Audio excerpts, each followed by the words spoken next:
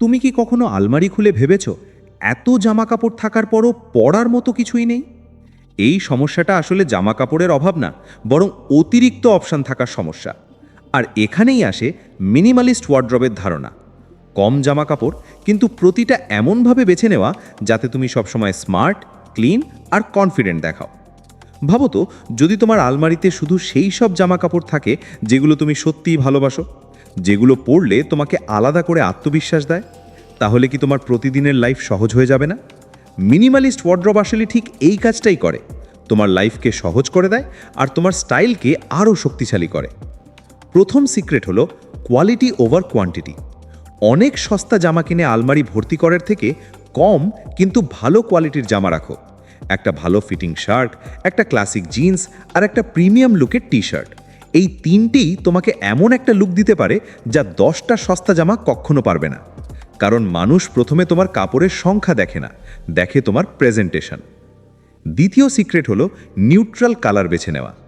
কালো, সাদা, ধূসর, নেভি ব্লু, এই রঙগুলো এমন যে সব কিছুর সাথে ম্যাচ করে। তুমি যদি এই কালারের জামা কাপড় রাখো তাহলে খুব সহজেই মিক্স অ্যান্ড ম্যাচ করতে পারবে। ফলে কম জামা দিয়েও তুমি অনেকগুলো আউটফিট তৈরি করতে পারবে। তৃতীয় সিক্রেট, পারফেক্ট ফিট। একটা দামি জামা যদি ঠিকমতো ফিট না করে তাহলে সেটার কোনো ভ্যালু নেই। আবার একটা সাধারণ জামা যদি তোমার শরীরের সাথে পারফেক্টলি ফিট করে তাহলে সেটা তোমাকে অনেক বেশি স্টাইলিশ দেখাবে। তাই সবসময় চেষ্টা করো তোমার শরীর অনুযায়ী ফিটিং জামা পরার। চতুর্থ সিক্রেট, ভার্সেটাইল পিস রাখো। যেমন একটা সাদা শার্ট যেটা তুমি অফিসে পরতে পারো, আবার ক্যাজুয়াল আউটিংয়েও ব্যবহার করতে পারো। একটা ডার্ক জিন্স যেটা ফর্মাল আর ক্যাজুয়াল দুভাবেই কাজ করে।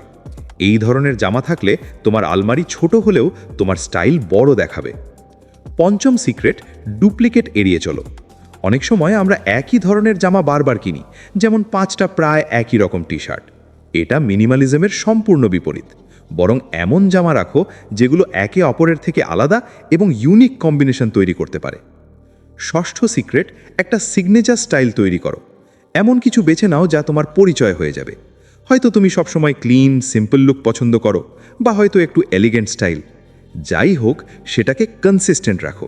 এতে মানুষ তোমাকে দেখে সহজেই চিনতে পারবে এই লোকটা সব সময় স্মার্ট থাকে। সপ্তম সিক্রেট, অপ্রয়োজনীয় জিনিস বাদ দাও। আলমারিতে যদি এমন জামা থাকে যেগুলো তুমি গত 6 মাসেও পরনি, তাহলে সেগুলো সরিয়ে ফেলো। কারণ এগুলো শুধু জায়গা দখল করে রাখে আর তোমার ডিসিশন নেওয়াকে কঠিন করে তোলে। অষ্টম সিক্রেট, অ্যাক্সেসরিজের ব্যবহার। মিনিমালিস্ট মানে কিন্তু একদম সাদামাটা না। একটা ভালো ঘড়ি, একটা সিম্পল বেল্ট বা একটা ক্লিন জুতো, এই ছোট ছোট জিনিসগুলোই তোমার পুরো লুককে অন্য লেভেলে নিয়ে যায়। কম জামা থাকলেও এই অ্যাক্সেসরিজ তোমাকে আলাদা করে তুলবে। নবম সিক্রেট, রিপিট করতে ভয় পেও না। অনেকেই ভাবে একই জামা বারবার পরলে মানুষ খেয়াল করবে। বাস্তবে বেশিরভাগ মানুষই খেয়াল করে না। আর যদি করেও, তারা দেখে তুমি কিভাবে সেটাকে স্টাইল করছো। তাই আত্মবিশ্বাস নিয়ে রিপিট করো, কিন্তু ভিন্নভাবে প্রেজেন্ট করো। দশম সিক্রেট, ক্লিনলিনেস আর কেয়ার।